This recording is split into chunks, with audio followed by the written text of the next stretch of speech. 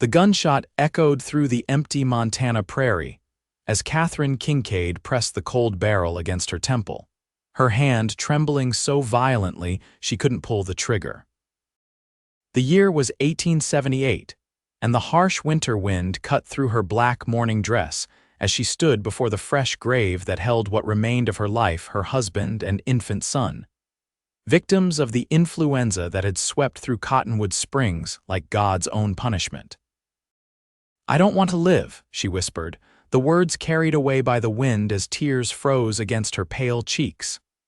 "Then live beside me," came a deep voice from behind her. Katherine spun around, the pistol now pointed at the stranger.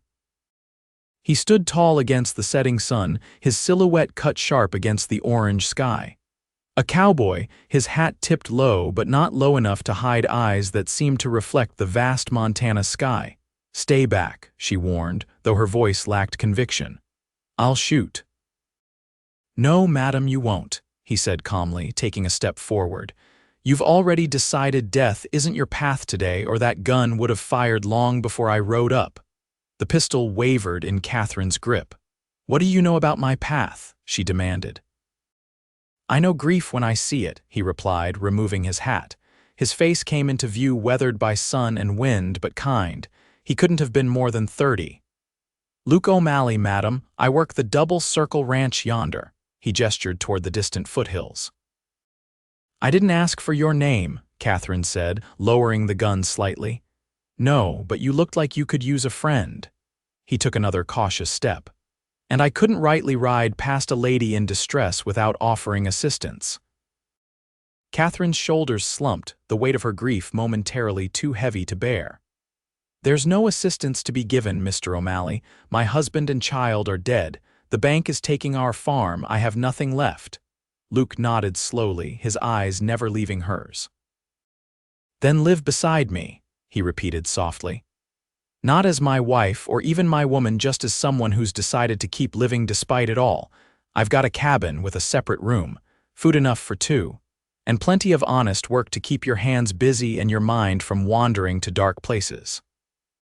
Katherine stared at him, bewildered by the offer from this stranger. "You don't know me." "I know enough," he said.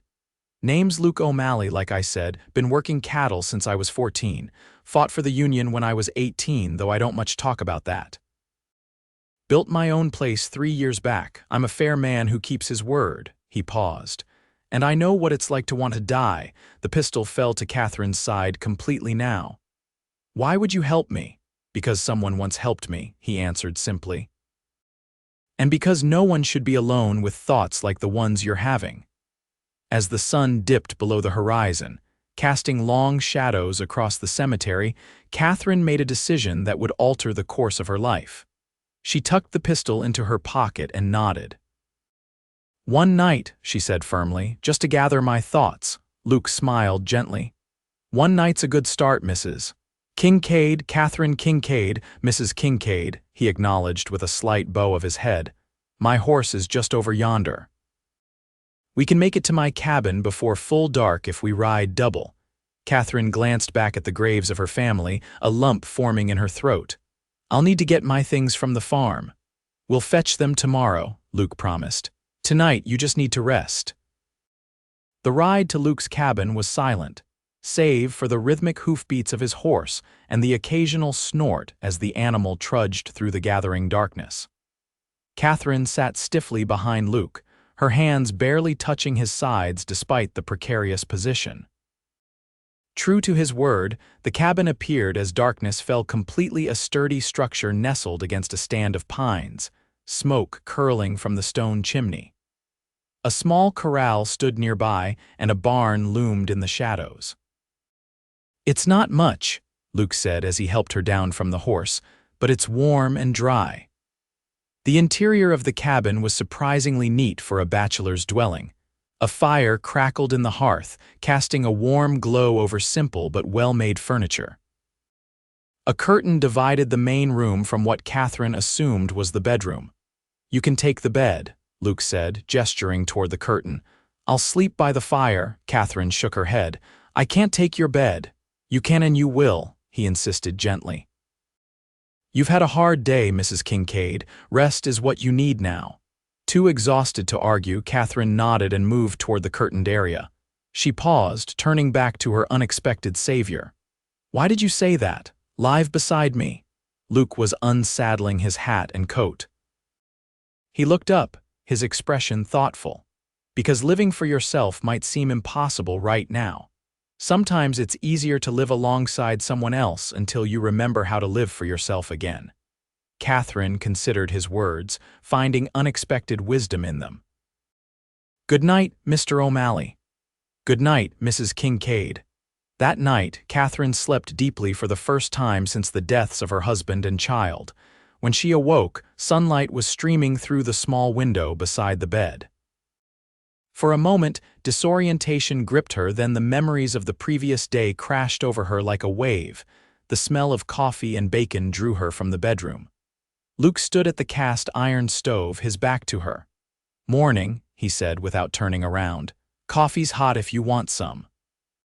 Katherine smoothed her rumpled dress, acutely aware of her disheveled appearance. "Thank you," she murmured, accepting the cup he offered. "We can head to your farm after breakfast," Luke said, placing a plate of bacon and biscuits on the small table. "Get whatever you need." Katherine nodded, sipping the strong coffee. "The bank's given me until the end of the week to clear out." "Then we've got time," Luke replied, sitting across from her. "Eat, you'll need your strength." As they ate in companionable silence, Katherine studied her host. In the light of day, she could see details that darkness had obscured: the small scar that ran along his jawline, the flecks of gray at his temples despite his relatively young age, the way his hands, though rough from work, moved with a certain gentleness. "You live out here alone?" she asked finally. Luke nodded. 5 years now, worked as a ranch hand at Double Circle, saved every penny, bought this land when old man Peterson decided to head back east. No wife, family, a shadow crossed his face. Had a wife, Caroline. Lost her in childbirth along with our son 7 years ago. Katherine's heart clenched at the parallel to her own loss. "I'm sorry." "As am I for your loss," he replied, meeting her gaze. "Grief's a hard road to walk." "Does it ever end?" she asked, the question escaping before she could stop it. Luke considered this, his blue eyes thoughtful. "The road, no, but the landscape changes. Eventually." After breakfast, they rode to Katherine's farm. The modest homestead looked forlorn in the morning light, the fields untended, the house silent. Katherine moved through the rooms methodically, gathering clothing, a few precious photographs, her mother's quilt, and the small wooden horse her husband had carved for their son. Luke watched from the doorway as she stood in the center of what had been her life, turning slowly as if to memorize every detail. "We can come back," he said softly. "Take more when you're ready." Katherine shook her head. "There's nothing else I need." They packed her belongings onto Luke's horse, and with one last look at the farm, Katherine turned away from her past and toward an uncertain future. The days that followed fell into a rhythm. Luke worked his small herd of cattle during the day while Katherine tended to the cabin. At first, she moved like a ghost, going through the motions of living without truly engaging. But gradually, the simple tasks of cooking, cleaning, and gardening began to anchor her to the present. One evening, as they sat before the fire, Luke broke their customary quiet. "Got a letter from Double Circle today. They're short-handed for the spring roundup. Asked if I'd help." Katherine looked up from her mending. "Will you go?" "Thought I might," he replied. "Pays good, and I could use the extra money if I'm going to expand the herd this year." "How long would you be gone?" 3 weeks, maybe 4. Katherine nodded, surprised by the flutter of anxiety the thought of his absence caused. "When would you leave?" "Day after tomorrow." Luke studied her face. "Will you be all right here alone?" "I'm not a child, Mr. O'Malley," she said, a hint of her former spirit surfacing. "I can manage." A smile tugged at his lips. "Never thought you couldn't, Mrs. Kincaid. Just wanted to make sure you knew you had a choice. You could head into town, stay at the boarding house if you'd prefer." "No," she said quickly. "I'll stay here." The day Luke left dawned clear and crisp. Katherine watched from the doorway as he saddled his horse, checking his gear with practiced efficiency. There's plenty of supplies, he said, securing his bedroll. Smokehouse is full, garden's coming along. Shouldn't want for anything. I'll be fine, Katherine assured him, wrapping her shawl tighter around her shoulders against the morning chill. Luke mounted his horse, looking down at her with an expression she couldn't quite read. I'll be back as soon as I can. Be careful, she said. He tipped his hat, a gesture that had become familiar over the weeks. Always am, Mrs. Kincaid. As Luke rode away, Katherine felt a peculiar emptiness settle over her. In the short time she'd known him, his steady presence had become a comfort she hadn't realized she needed. The first few days of Luke's absence passed slowly. Katherine threw herself into work, scrubbing the cabin from top to bottom, tending the garden with extra care, even venturing to the barn to check on the remaining cattle and horses. At night, she sat by the fire, reading one of the few books Luke owned, a worn copy of The Last of the Mohicans that had clearly been read many times. In the margins, she found notes in a careful hand, observations about the story that gave her insight into the man who had taken her in. A week into Luke's absence, a spring storm blew in, fierce and sudden. Rain lashed at the cabin, wind howling around the eaves like a living thing. Katherine stoked the fire higher, drawing comfort from its warmth as lightning split the sky outside. A crash from the barn sent her heart racing. Grabbing Luke's spare coat and a lantern, she ventured out into the storm. The wind nearly knocked her off her feet as she struggled toward the barn, rain soaking her despite the coat. Inside, she found one of the barn doors had blown open, frightening the horses. As she worked to secure it, one of the animals, a nervous young mare, reared up, striking Katherine's shoulder with a hoof.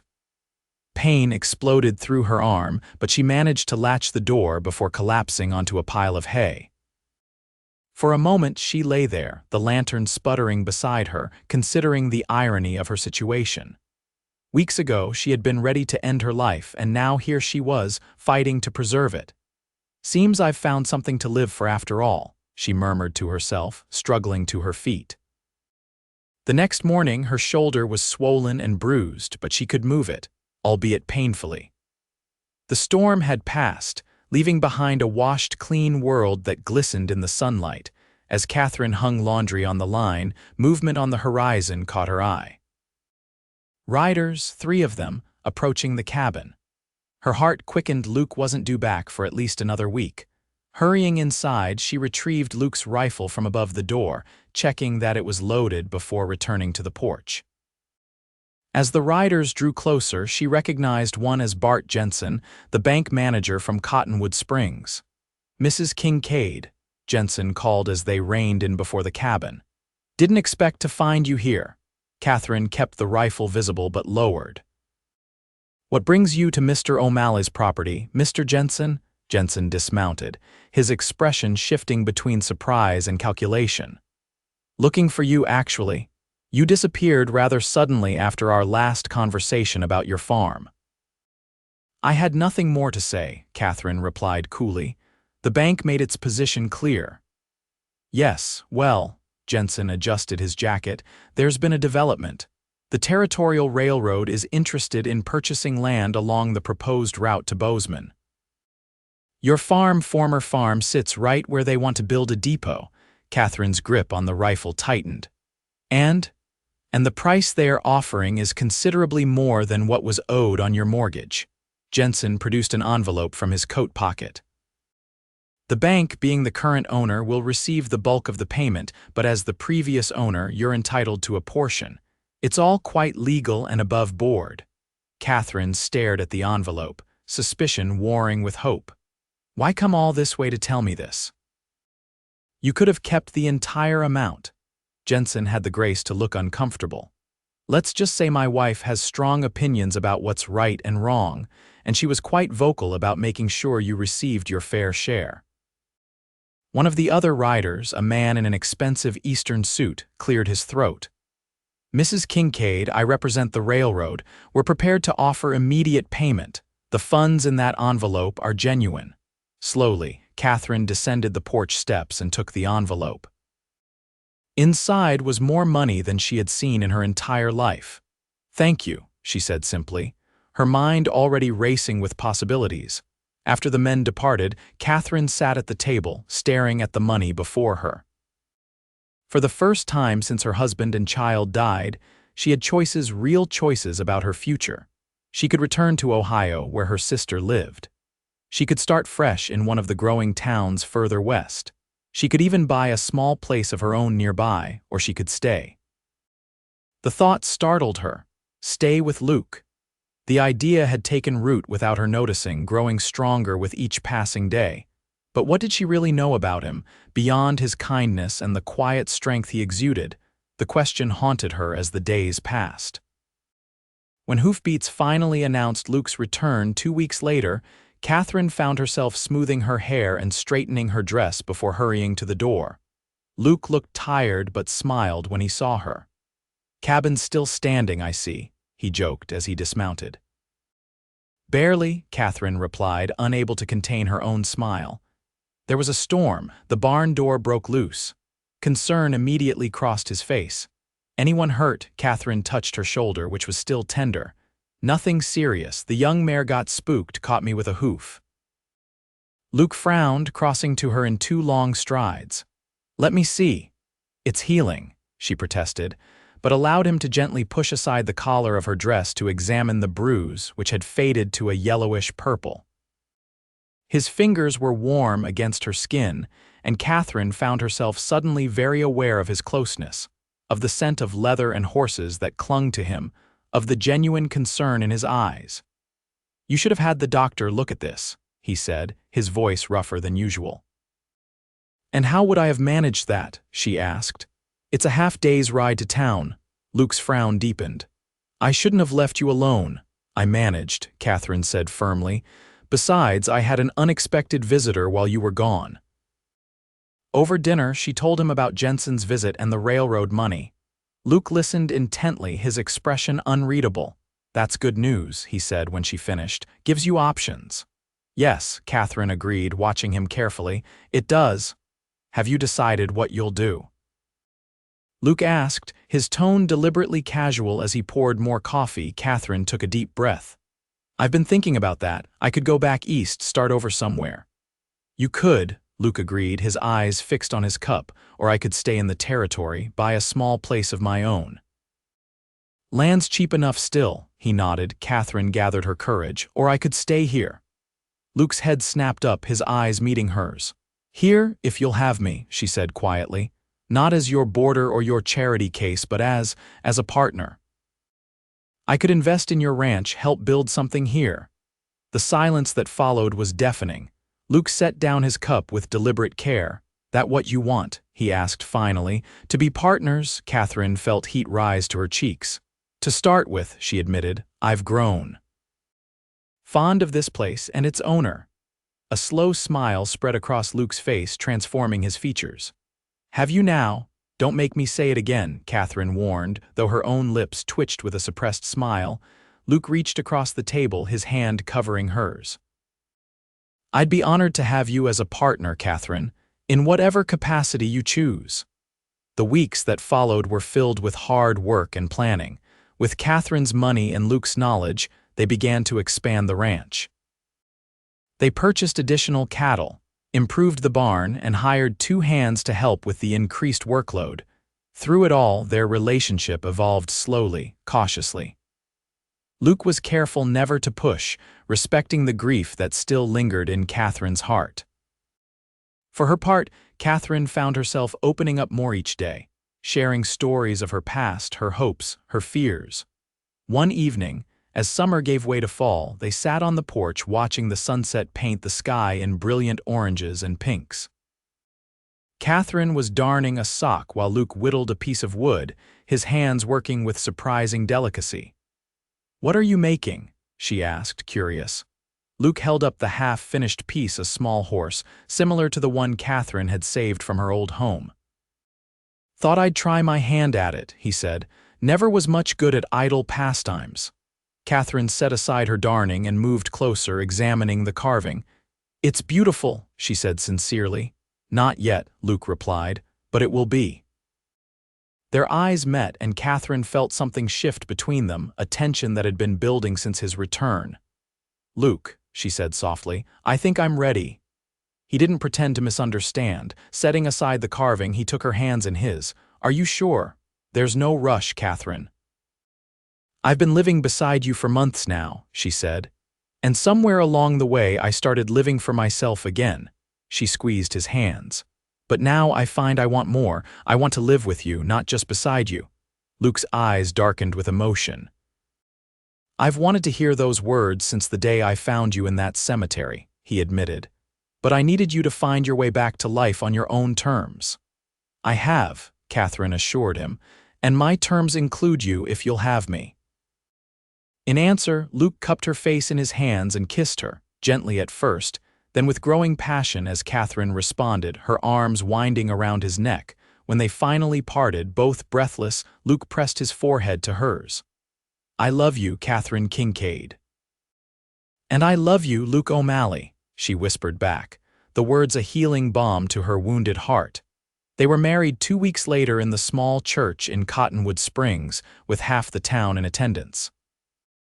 The bride wore a simple blue dress rather than black for the first time in nearly a year, and the groom couldn't take his eyes off her throughout the ceremony. That evening, as they returned to the cabin, their home, Katherine paused on the porch, looking out at the land that had become so dear to her. "What is it?" Luke asked, his arm around her waist. "I was just thinking about that day in the cemetery," she replied. "How close I came to giving up. And then you appeared with those words that seemed so impossible at the time." "Then live beside me," Luke quoted softly.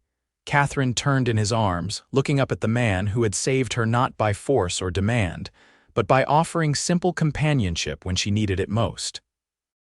"I'm glad I chose to live," she said. "Not just beside you, but truly live again." Luke's answer was a kiss that promised a lifetime of love, healing, and hope, a future neither of them could have imagined when fate first brought them together on that cold, desperate day. Winter came to Montana with its usual ferocity, but the O'Malley Ranch stood strong against the howling winds and driving snow. Inside the cabin, now expanded with 2 additional rooms, warmth and laughter kept the darkness at bay. As Christmas approached, Katherine found herself humming as she baked bread, her hands working the dough with practiced ease. Through the window, she could see Luke and the hands bringing in the last of the cattle from the far pasture, preparing for the storm that was brewing on the horizon. Her hand drifted to her abdomen, where a slight swelling had begun to show. She hadn't told Luke yet, wanted to be sure before raising hopes that could be so easily dashed. But the sickness each morning and the telltale changes in her body confirmed what her heart already knew. New life was growing within her, a testament to the love she and Luke had found amidst their shared grief. That evening, as they sat before the fire, Katherine finally shared her news. Luke's expression transformed from shock to wonder to pure joy as her words sank in. "A baby," he whispered, his hand gentle on her belly. "Our baby, due in late spring," Katherine confirmed, tears of happiness spilling down her cheeks. "Are you pleased?" In answer, Luke gathered her into his arms, holding her as if she were the most precious thing in the world. "More than pleased," he murmured against her hair. "Blessed beyond measure." As the fire crackled and the wind sang around their snug home, Katherine reflected on the journey that had brought her to this moment. From the depths of despair to the heights of joy, from wanting to die to creating new life, it was a path she could never have foreseen. "What are you thinking?" Luke asked, noticing her pensive expression. Katherine smiled, leaning into his embrace. "That sometimes the answer to our darkest hour comes in the most unexpected form. And that I'm thankful every day for the cowboy who told me to live beside him when I couldn't find a reason to live for myself. And I'm thankful for the widow who found the courage to try," Luke replied, kissing her gently. "One more day, that's all I asked for then. And look what we've built with all those days strung together." Outside, snow began to fall, blanketing the world in pristine white. But inside, wrapped in the warmth of love reborn and the promise of new life to come, Katherine and Luke had created their own sanctuary against life's storms, a home built not just of timber and nails, but of resilience, compassion, and the quiet strength that comes from choosing to live even when death seems the easier path. "I love you, Luke O'Malley," Katherine whispered as they watched the snow through the window. "And I'll love you until my dying day, Katherine O'Malley," he promised, his arms tightening around her. "Though that day won't come for many, many years." Together they stood, two souls who had found in each other not just love, but redemption, a second chance at happiness neither had dared to hope for. And as the night deepened around their little cabin on the Montana prairie, the light within burned all the brighter for the darkness they had each traversed to find their way home.